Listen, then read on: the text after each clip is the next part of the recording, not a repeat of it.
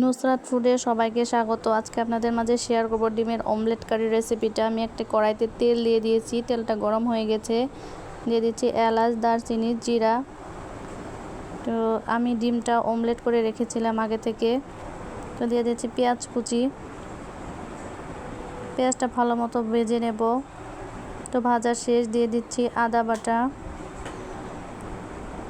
দিয়ে দিচ্ছি রসুন বাটা, দিয়ে দিচ্ছি লবণ। মশলাটা ভালো মতো ভেজে নেব যেন কাঁচা ফ্লেভারটা না থাকে। তো ভাজা শেষ, দিয়ে দিচ্ছি পানি, দিয়ে দিচ্ছি ধনিয়া গুঁড়া, দিয়ে দিচ্ছি হলুদ গুঁড়া, দিয়ে দিচ্ছি মরিচ গুঁড়া। তো মশলাটা কষিয়ে নেব ভালো মতো। তেল উঠে গেছে দেখুন মশলা থেকে। তো আবার দিয়ে দিচ্ছি পানি, দিয়ে দিব অমলেটগুলো।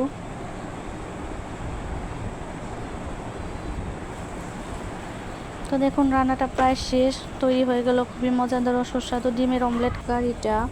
তো বাসায় আপনারা ট্রাই করবেন, খুবই মজাদার ও সুস্বাদু। তো এতক্ষণ আমার পাশে থাকার জন্য আপনাদের অসংখ্য ধন্যবাদ। সবাই আমার চ্যানেলটিকে সাবস্ক্রাইব করে দেবেন এবং আমার পাশে থাকবেন যাতে করে নতুন নতুন রেসিপি আপনাদের কাছে যেয়ে পৌঁছায়। ধন্যবাদ সবাইকে।